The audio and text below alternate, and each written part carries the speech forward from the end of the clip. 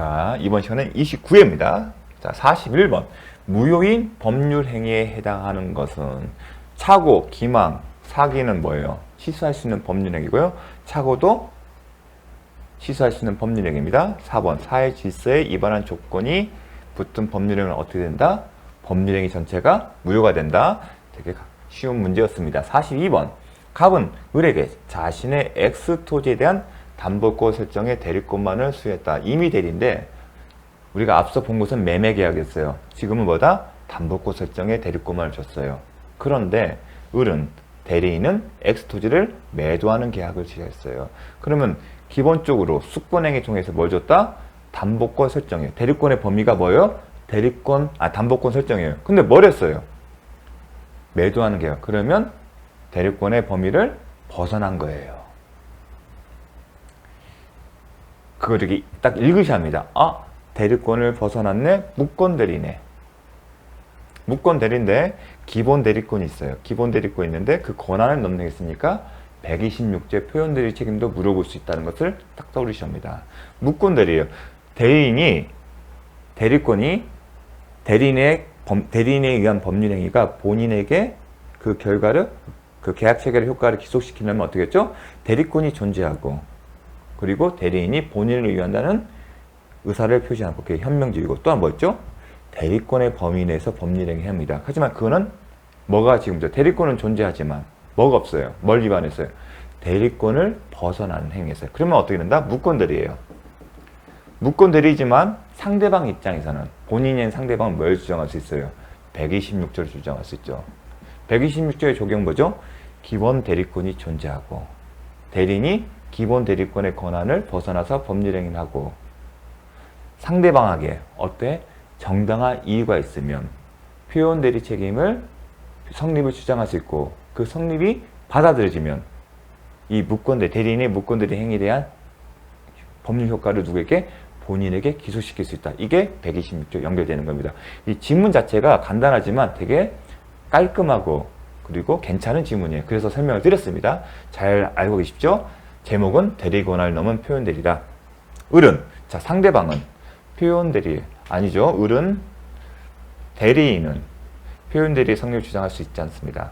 누가 주장할 수 있다? 표현 대리 성립 주장은 상대방인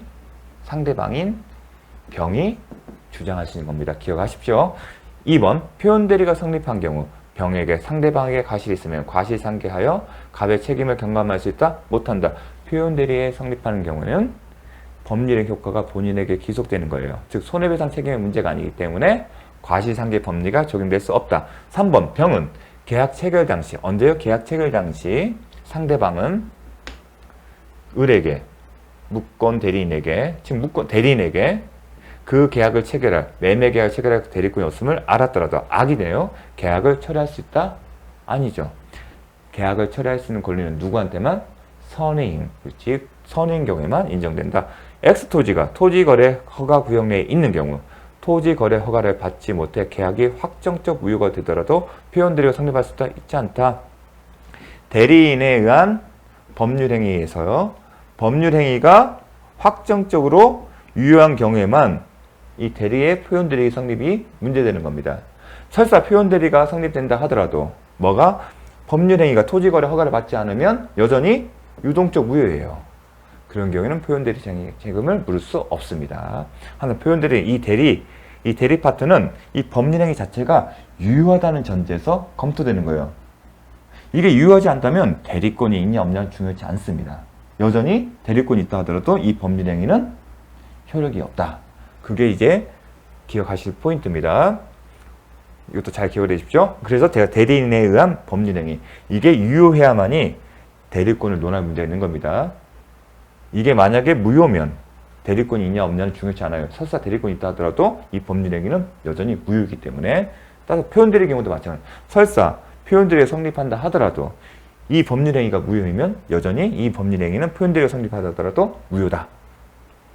을이 X 토지에 대한 매매 계약을 각 명의가 아닌 자신의 명의로 병과 체결하는 경우 병이 선의 무과시이더라도 표현 대리가 성립할 여지가 없다. 자, 표현 대리는 기본적으로 대리 행위예요. 대리 행위를 전제로 해서 이 대리 행위가 무권 대리이고 무권 대리이지만 125조, 126조, 129조의 요건을 갖춘 게 표현대리가 성립해요. 출발점 대리행위예요. 그럼 대리행위가 되려면 어떤 경우죠? 을이 갑을 위해서 갑, 병. 갑이 매도인이고 매수인이 되는데 근데 이게 대리인의 지위에서 하는 거예요. 병의 입장에서 을이 대리 행위를 하는구나. 그게 인식이 돼야 하는 경우예요. 근데 뭐라고 했어요? 자신의 명의로. 계약의 당사자가 누가 되는 거예요? 을이 된 거예요. 즉 타인 권리 매매가 된 거예요. 그럼 대리행위가 아닌 겁니다. 자신의 명의로 병과했으니까 내가 매도인이라는 지위에서 하는 겁니다. 그럼 대리행위가 아닙니다. 대리행위는 계약의 당사자 누구예요? 계약의 당사자, 즉 매매 계약의 매도인이 누구예요? 갑이에요. 그래서 매수는 병이에요. 단지 을은 대리인이에요. 계약의 당사자가 아니에요. 그런데 이건 뭐죠? 계약의 당사자인 매도인 주의가 누구다? 갑이 아닌 을이 되는 거예요. 을이 매도인의 주의에서 자신이 직접 계약을 체결하는 거예요. 그럼 대리행위가 아니기 때문에 표현 대리가 성립할 여지가 없습니다. 그래서 이게 맞는지입니다. 어려운 질문이에요. 여러분들한테 이게 핵심은 대리행위가 아니다는 거. 대리행위를 전제로 해서 표현 대리 문제가 발생한다. 근데 이거는 을이 자신이 매도인의 주의에서 계약을 체결하는 겁니다. 그럼 결국은 이 모양이죠. 타인의 소유의 타인 권리의 목적물에 대해서 자신이 매매 계약을 체결한 거죠. 타인 권리 매매인 겁니다. 이게. 자, 43번. 갑은 자신의 X토지를 을에게 증여하고 세금을 아끼기 위해 이를 매매를 가져가요. 이게 허위 표시고 이게 은닉행위잖아. 전형적인. 그리고 실질은 은닉행위는 증여죠. 이 증여 계약은 우리 떠오르죠. 유효다. 그런데 매매를 했어요. 등기 원의를. 근데 이거는 허위 표시예요. 이를 기초로 해서 등기를 마쳤습니다. 그럼 이 등기가 과연 효력이 있는지도 기억을 해야겠죠. 그 후 을은 X토지를 병에게 매도하고 갑, 을, 그 다음에 병에게 매도했어요. 자, 요거는 좀 설명을 드릴게요. 등기부를 보게 되면 순번이 있고요. 등기 목적이 있고요. 그 다음에 등기 원인이 있고요. 그 다음에 권리자예요. 권리자가 이제 갑구냐 을구냐에 따라서 소유권. 을구라면 대표적인 게 저당권이겠죠. 자, 이 사안을 거치면 원래 갑이 있었어요. 그러다가 을에게 넘어갔어요. 원래 이들의 진정한 의사는 뭐죠? 증여예요. 이게 은닉행위예요. 그런데 등기원인을 뭘 했어요? 매매를 했어요. 등기 뭐죠? 그죠? 소유권 이전 등기 목적이에요. 근데 이게 허위 표시예요. 그런데 기억할 게 뭐냐면 은닉행위로 뭐가 있어요? 증여가 있어요. 이 안에. 그럼 과연 이 등기의 효력은 어떻게 볼지. 이 상태에서 지금 또 뭐가 이루어졌죠? 매매 계약이 이루어졌어요. 소위 등. 그래서 매매를 원의로 해서 병 앞으로 소유권이 넘어갔어요. 그러면 이 사람이 소유자가 등기 효력이 있는지가 이제 쟁점이 되겠죠. 자, 출발점은. 자, 등기 원인이 매매예요. 허위 표시예요. 그럼 등기 원인이 무효면 을 명의 등기 효력이 있는 게 없는 게 원칙이에요. 그렇죠? 등기 원인이 무효면 등기 효력이 없어요. 소유자가 아니기 때문에 소유자가 아닌 사람이 병에게 소유권 이전 등기 해준 거 효력이 있다 없다? 없어요. 그렇게 되면 병은 소유권을 취득하지 못합니다. 이 등기 효력이 없기 때문에. 그렇게 배워왔어요. 그런데 다른 점이 뭐였어요? 이 매매는 무효지만 숨겨진 게 있어요. 증여. 실질적인 의사가 있어요. 그 이 증여 계약은 유효해요. 과연 이러한 경우에도 이 등기가 여전히 무효냐? 아니다. 이 경우에는 어떤 이론을 근거로 해서 유효해지죠? 실체관계에 부합하잖아요. 갑과 을 사이에는 실체관계에 부합하는 증여라는 유효한 증여 계약이 있고 이 계약을 이 증여 계약에 따라 갑이 을에게 소유권을 이전해 준다는 문제가 없다면 비록 매매라는 등기 원인이 무효를 하더라도 실체관계에 부합하는 거예요. 그래서 여러분 제가 저번 시간에 했습니다. 이 등기는 효력이 있는 겁니다. 따라서 이 사람이 소유자예요. 실체관계에 부합하기 때문에. 제가 실체관계에 부합하면 기본적으로 바탕이 되는 계약이 효력이 있고 그 다음에 계약상의 의무를 이행하는데 법률상 장애가 없어 하잖아요. 지금 매매계약에 그쳐서 지금 수체가의 부합을 지금 따지는 게 아니라 뭐였죠? 증여란 걸 따지잖아요. 증여가 있잖아요. 이걸 말소를 시켰다 하더라도 다시 옮길 수 있잖아요. 증여를 오히려 이렇게 할 수는 있지 않습니까? 그게 등기 경제상 실체관계 부합을 인정합니다. 따라서 이 사람 완전한 소유자예요. 완전한 소유자 때문에 이제 허위표시는 잊어버리세요. 이제 증여라고 바꿨어요. 그러면 허위표의 표시에 제3자에 대한 문제가 따질 필요가 있다 없다? 없어요. 허위표시에 의한 선의 제3자 보호 규정은 전제가 뭐냐면 등기원이 무효이기 때문에 등기의 효력이 없는 경우예요.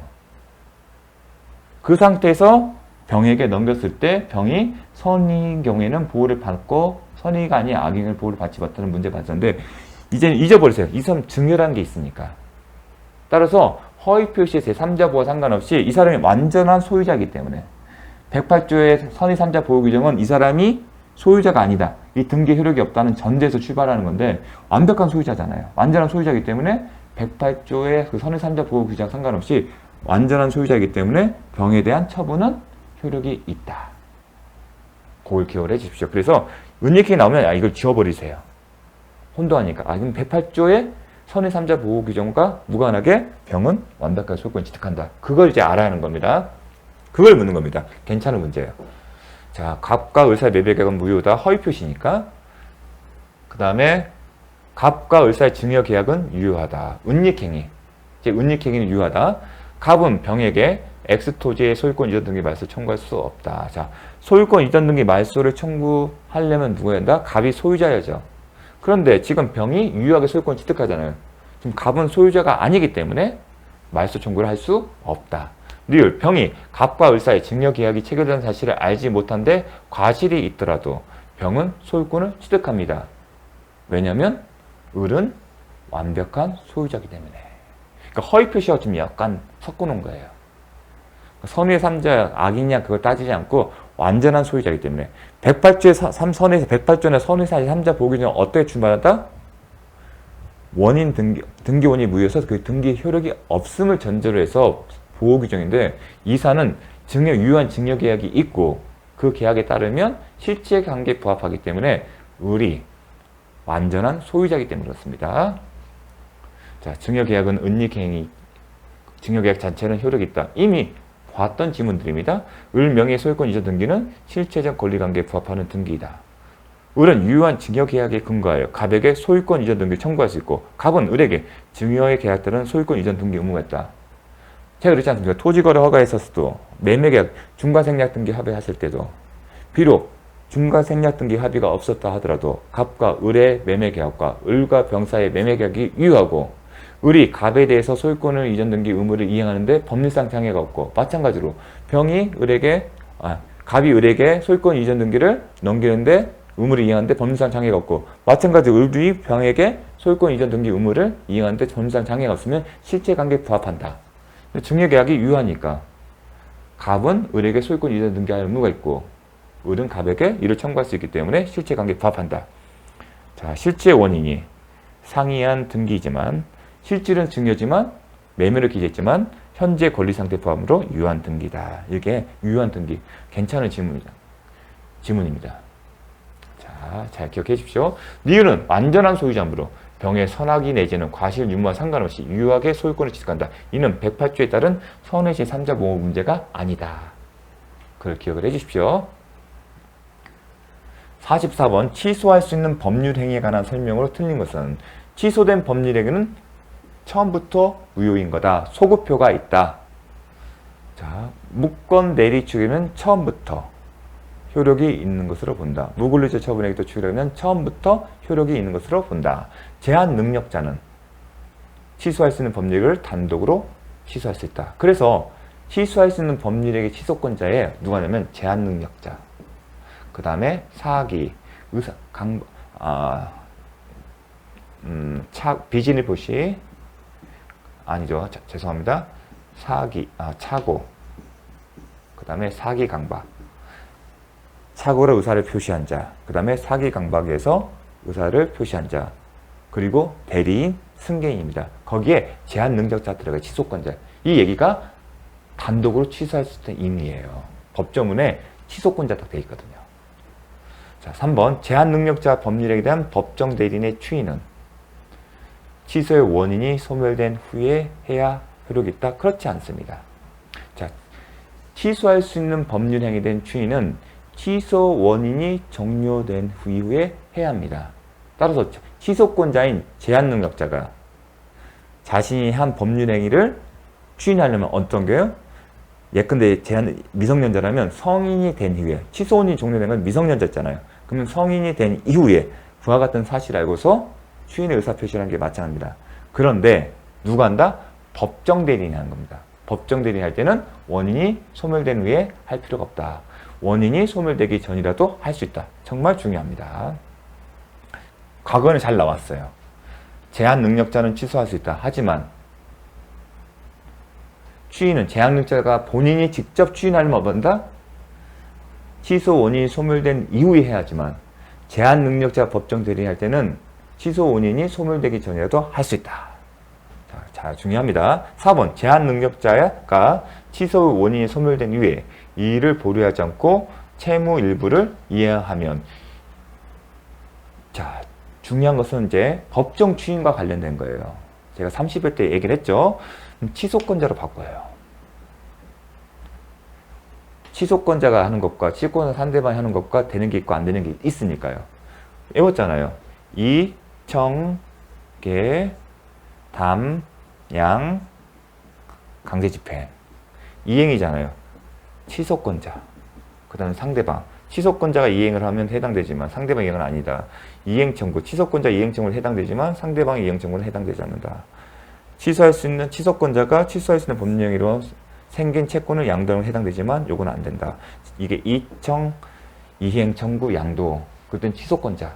기억나십니까? 그걸 묻는 겁니다. 취소권자가 채무 이행하면 추인한 것으로 본다. 취소권자가 이행한 것은 법정 추인 사유에 해당된다. 5번 취소할 수 있는 법률행위의 상대방이 확정된 경우에는 계약이라면 계약의 상대방이고 상대방이 있는 법률행위 때는 그 상대방인 겁니다. 그렇게 생각하시면 됩니다. 되게 중요한 표현이에요. 만약 이 문제를 나온다면 어렵게 낼 수 있거든요. 기억하면 다 계약이라면 계약의 상대방이고 상대방이 있는 단독행위라면 그 상대방이 의미한다는 거. 그 취소는 그 상대방에 대한 의사표시라지. 이 사람이 상대방 확정돼서는 그 사람에 대해서 취소를 의사를 표시해야만이 법률행위의 취소 효력이 발생하지, 이 사람이 아닌 제3자를 하게 되면 취소의 효력이 발생하지 않는다는 겁니다. 45번 불공정한 법률행위에 관한 설명을 틀린 것은 공박은 정신적, 심리적 원인도 기인할 수 있다. 이것뿐만 아니라 보통의 경우는 경제적 원인이에요. 하지만 그것뿐만 아니라 정신적, 심리적 원인도 원인이 될 수 있다. 무경험은 일반이란 거지 주관적인 관점, 거래 일반인의 경험의 부족을 의미한다. 특정 영역에서 경험 부족은 아닙니다. 일반에 대한 경험 부족이다. 이미 살펴본 적이 있습니다. 특정 영역에 한다. 대리인에 의해 법률행위가 이루어진 경우 궁박 상태는 본인을 기준하고 경솔함이나 무경험 누구죠? 행위자인 대리인을 기준한다. 급부와 반대급부 사이에 경솔, 무경험은 대리인을 기준으로 판단한다. 급부와 반대급부 사이에 현저한 불균형이 존재하는지는 특별한 사정이 없는 한 언제? 법률행위 당시. 어떤 기준을, 어느 시점을 기준으로 판단할 때 항상 법률행위 당시. 자, 급부와 반대급부 사이에 현저한 불균형은 피해자의 궁박, 경솔, 무검의 정도를 고려하여 당사자의 주관적 가치에 따라, 당사자의 주관적 가치는 그 사람 생각대로 판단하는 거예요. 그러면 모두가 불공정한다고 생각하겠죠. 그러면 안 되겠죠. 객관적으로 판단하다. 그래서 틀린 겁니다. 참고로 불공정한 법률행위 요건에는 객관적 요건이에요. 그게 뭐냐면 궁박이나 아니면 무경험이나 경솔하고 그 급부와 반대급부 사이에 현저한 불균형이 있습니다. 주관적 요건은 이게 요즘에 최근에 들어서 많이 나오죠. 피해 당사자 측 사정을 알면서 이용하려는 의사, 즉 폭리행위의 악의가 있어야만이 백사조가 성립되고, 이런 폭리행위가 악의가 없으면 뭐다? 백사조는 성립하지 않습니다. 그렇기 때문에 경매의 경우에는 백사조가 적용되지 않는 겁니다. 다음, 자, 참고로 해서 좀 알아두시면 좋겠습니다. 그러면 항상 불공정한 법률행위에서 판단은 증여의 경우에는 해당되지 않아요. 왜냐하면 불공정한 법률행위는 급부와 그리고 반대급부라게 존재하고 이들 사이에 현저한 불균형이 있어요. 그런데 증여의 경우는 이 둘 중 하나만 존재하잖아요. 그래서 이런 관계 성립되지 않으면 불공정한 법률행위 성립하지 않습니다. 그와 관련해서 좀 심학술 한 겁니다. 알아두면 좋습니다. 상간자에 대하여 간통으로 이자료 청구권을 포기해. 자, 급부와 반대급부 한편에 뭐가 있다? 이자료 청구권 포기해요. 대신에 그로부터 일정한 돈을 받기로 했어요. 아, 그러면 급부, 이게 급부고 이게 반대급부겠죠. 근데 이자료 청구권과 일정한 돈을 모으는 것은 재산적 이익으로 이익을 평가될 수 있죠. 이자료도 돈이잖아요. 그러니까 재산적 이익으로 평가되기 때문에 급부와 반대급부가 성립되고 현저한 불균형이 있으면 백사조가 해당될 수 있는 겁니다. 근데 반대로 어떤 거냐? 제3자로서 진정한 것을 취하예요. 진정 취하. 거기에 대해서 뭘 받는다? 돈이에요. 이 돈은 재산적인 이익인 거예요. 근데 진정 취하 자체가 돈인가요? 아니란 겁니다. 아니기 때문에 급부와 반대급부가 성립되지 않기 때문에 백사조가 문제되지 않는다는 겁니다. 그 얘기를 쓴 겁니다.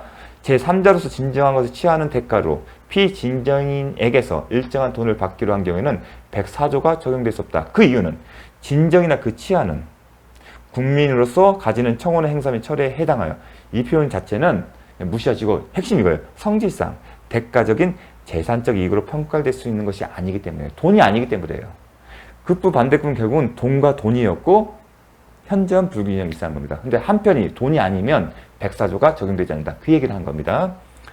다만 이 판례에서 백사조는 아니지만 103조에 해당되어서 이 돈을 주기로 한 약정이 무효이고 따라서 이 돈을 줄 필요가 없다 했습니다.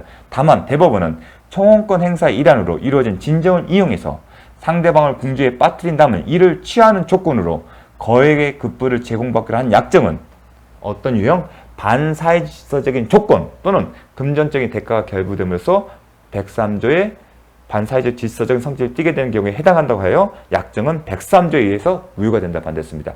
104조에 해당되지 않지만 103조에 무효가 된다는 겁니다. 돈을 주겠다는 약정은 그 자체가 무효가 아니에요. 하지만 조건이 붙었잖아요. 어떤 조건? 반사회질서적인 조건 내지는 금전적인 대가가 결부됨으로써 무효가 된 겁니다. 이게 하나의 유형이에요. 103조 위반의 유형 총 5가지에 하나에 해당되는 겁니다.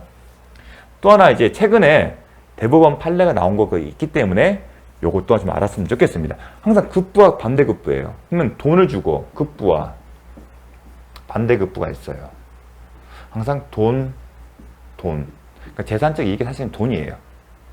근데 이걸 보니까 임대차 계약 합의 어떤 경우냐면 임차인이 있는 상태에서 매매계약을 체결한 거예요. 임대인이. 그럼 대부분 매매계약 체결할 때 매수인 입장에서 임차인이 있으면 명도가 문제돼요. 그러니까 당연히 계약황에서 그래요. 매수인이. 야, 임차인 존재하는데 그 명도는 어떻게 할래? 나는 명도 바로 이 건물에서 바로 써야 하거든? 난 비워두진 상태야. 이 사람이 임차인 있는 상태에서는 못 사 이걸. 그런 얘기 오갑니다. 근데 임대인은 빨리 팔고 싶어요. 그러면 임대인이 무리수를 두는 경우가 있습니다. 걱정하지 마. 내가 책임지고 임차인 나가게 할게. 만약에 내가 이 약속 지키지 않으면 페널티 물을게. 위약금. 근데 위약금 많이 정합니다. 그런 경우. 좋아. 당신 말을 믿어볼게. 하지만 너 약속 못 지키면 페널티 큰 거 알아도 그 돈 줘야 돼. 그로서 매매계약 체결한 거예요. 그런데 매매계약 체결 후에 매도인이 이제 임차인 찾아가죠. 사정이 이만하니까 좀 비워줘. 내가 돈 줄 테니까. 대부분 돈을 준다고 합니다. 이사 비용에 플러스 알파를. 근데 임차인이 뭐 말을 협의가 되면 상관없는데 어긋장을 나요. 왜냐면 매매계약 체결 사실 왔다. 그럼 매도인이 어라? 내가 이걸 협조를 안 해주면 계약기간이 남았으니까요. 협조를 안 해주면 임대인이 곤란할 거고 이 기회에 좀 돈 좀 벌어볼까? 그런 상황인 거예요. 그러니까 그런 상황에서 이제 임대인이 임차인과 협의를 했습니다. 자, 보겠습니다. 임대차 계약 합의 해지 및 명도 대가로 2억을 주기로 했어요. 임대인이 임차인에게. 구박 때문에 법률 행위를 하였다고 주장하는 당사자가 이제 임대인이 주장하는 거예요. 백사조를. 그러면 백사조 주장하려면 급부와 반대급부. 자신이 주는 것은 2억이에요. 본인이.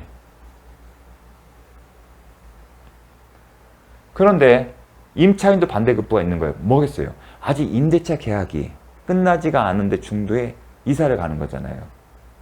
물론 바로 돈으로 했었지만 환가를 시킬 수 있어요. 그래서 이 사람도 돈이 발생했어요.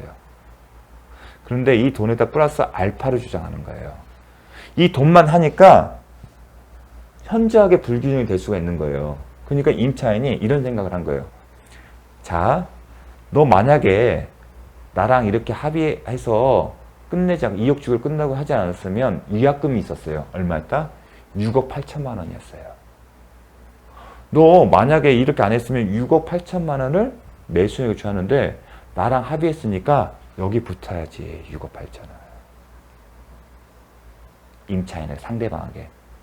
그렇게 보니까 현장 불균형이 나는 건가요? 임차인은 6억 8천 원을 임대인에게 준 꼴이 되는 거예요.